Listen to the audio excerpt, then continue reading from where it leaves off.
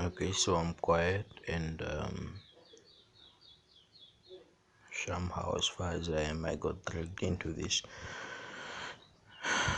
The teachers are going on strike, a strike increment, while Finch just declared the country negative. Now, one thing doesn't have to do with the other, but one thing that will come from these demands is if you demand, right? If you demand a raise, it should be earned. And by that, your boss won't just give you an increment or a bonus unless you have achieved something, unless you have upgraded your particular qualifications and gotten other qualifications, gotten other training.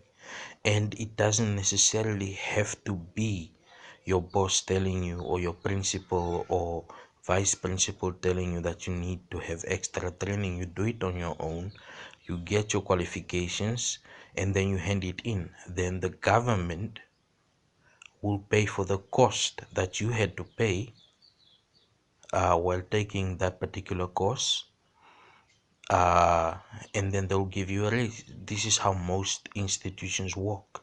But if there hasn't been an improvement, if there is a downward spiral, and you want your salary to go in an upward trajectory, you're basically trying to undermine your profession. The profession of a teacher is to teach, especially primary and secondary teachers, is to teach the young. And let's be honest, most are not up to standard.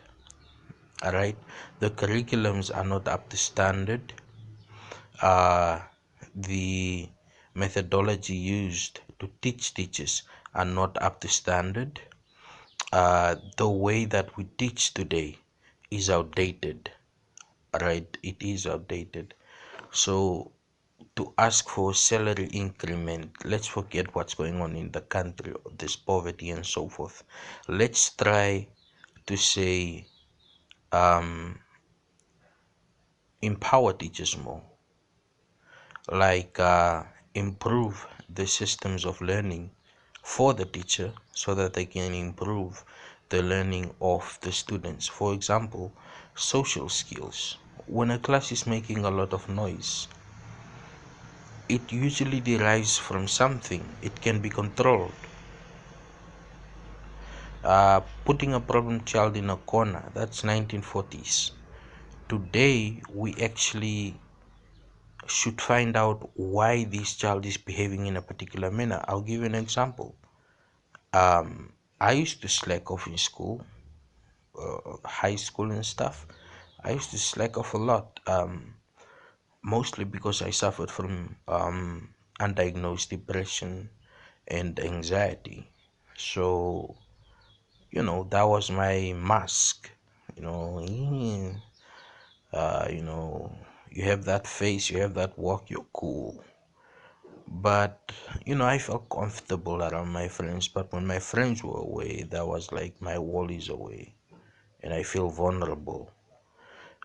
So yeah, I did slack off, and I slacked off because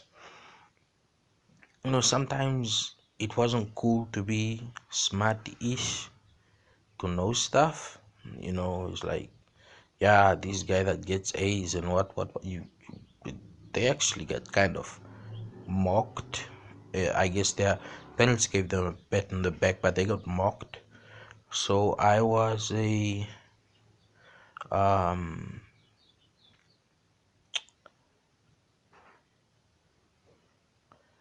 yeah, I was an underachiever by choice. But then a time came, uh, and I had, like, my friends had gotten through, and they started taking things seriously and stuff, and I had like 2 weeks to pull up my socks.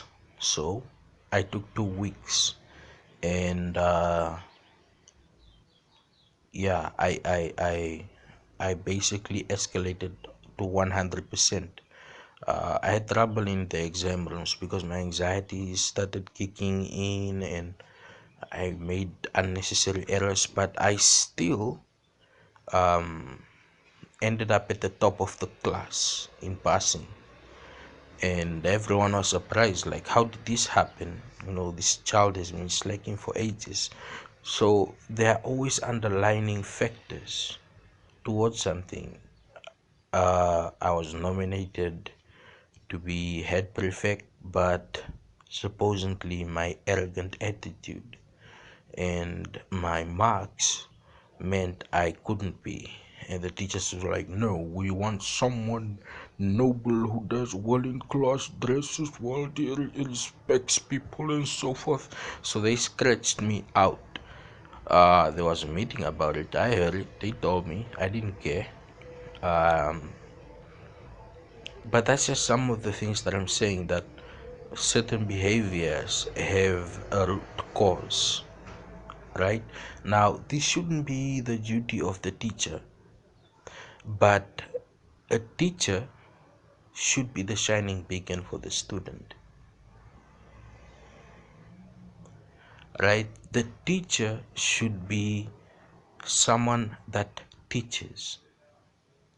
Albeit, okay, I found myself at a crossroads with teachers a lot because I knew more than I was letting off, right? Um, so there would be times when I'd say like, okay, that's wrong, and they'll be like, no, it's right, it's in the textbook, and I'd be like, no, look, if you do this and that. There was only one teacher, a math teacher, that realized that I had a high aptitude for mathematics. Um, and he was like, he called me in a corner and he was like, you know, why do you slack off this much? I mean, you solved this equation that I couldn't solve. I was like, I got lucky. I wasn't through, but it gave that sense of bond, right? That I wanted to impress this man. I didn't want to be this um, underachiever anymore. So I had bad, and then all of a sudden I escalated and bang. And then he's passing, and another teacher came and it was different, and things got worse for me personally. And I made up in my mind that I'll just go to some technicon and do stuff. I had low ambition at that time. So to justify a strike by the teachers is to say that they are somehow under duress. But what about the learners? Learners should come first before the teachers. And the after effect of this will be evaluation. How well are these teachers doing? Do most of these teachers belong there? What are their qualifications? And most of these teachers will find themselves booted out from something they ignited, as opposed to using what they are demanding to improve upon what they are lacking. Because if you improve upon what you're lacking, trust me, you will improve upon budgeting, which is something most suffer with, which is why they want a salary increment. Budgeting, you start budgeting more, you start planning more, and that reduces cost. It balances out your sheet, and sheet as in SHEET, please. Okay, accounting, but whatever. And that stabilizes certain cost, because personal problems cannot be the drive here, which they are. Irresponsibility cannot be the drive. I'm not saying I stand against the much, but just take certain, part of these words into consideration. Say we decide to give the increment, how will you use it wisely? Hmm?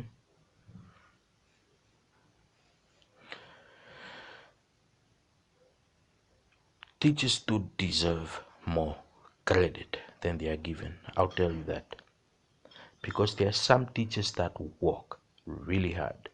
Like when I was in college, law school, she worked up until 7, I think. And these ungrateful brats that were around me, you know, you could just tell that they made the work harder for her, and they made the work harder for me because I wanted to just, study. And that type of frustration I can understand, albeit I'm talking about a private college here, but lecture teacher, she was still doing the same thing, and learner student uh, interaction would remain the same. So it's all about knowing. Right now, our teaching system isn't perfect, it's very outdated in how it teaches, the examples it uses, right? And a lot of people don't want to admit that. I don't know why. And it is about time uh, that we start to look at education as a whole, as opposed to looking at a simple part of education, which is money, right? We need to understand that the influences here are things like the land price for airvents have risen, price for water has risen, price for electricity has risen, and this becomes a burden on someone's salary, and as a teacher you decide, no, I need more. But if we have everybody demanding more and less people coming up with solutions, we will sink even deeper. So I say, like, afterward, I'll point out some of the steps that we're going to take next in sort of giving our education sector a boost, and not accepting almost went through or could have gone through, or the shame of failing. No, failing is a lesson in itself, and it needs to be taught in a cohesive manner, that failing should become a drive, or that this wasn't meant for you, or that, you know what, if you pull out all the stops and you remove the negatives and you take all of the positives, the things that want to sort of, you know escalate you forward in life, you can make it, right? I know it gets old to speak about Einstein, how he was the worst student according to his teachers. Of course, he was a B plus student and so forth. Um, but they had high standards because they wanted their technicon to be um, accredited university status, and some of the theories that he came up with were so out there that the way he did some things was so out there that they couldn't reconcile with it, and they couldn't reconcile with the fact that he was a Jewish man, but they couldn't reconcile mostly with the fact that he was smarter than most of them, actually all of them, right? So his life was basically, he suffered oppression. We know those years he suffered oppression until his theory, even his theory, took a long time to gain him actual accreditation. He got popularity, sure, but not actual respect and accreditation, right? So, and he was a horrible teacher, by the way. Uh, unlike Feynman, I Feynman is smarter than Einstein, but he's also more. He can teach. Feynman can teach you using. He can speak about a flower in a biology class and teach you about things that you wouldn't imagine. That's the kind of man, and he was able to break down complex theorems and make them a bit more understandable for learners. That's what Feynman was. Okay. Let me stop talking about my idols and get back to what I was saying. So it's not a crime to say things are going bad, but it must be understood that things are going bad for most people. The police and the army cannot go on strike. Do you want to risk that?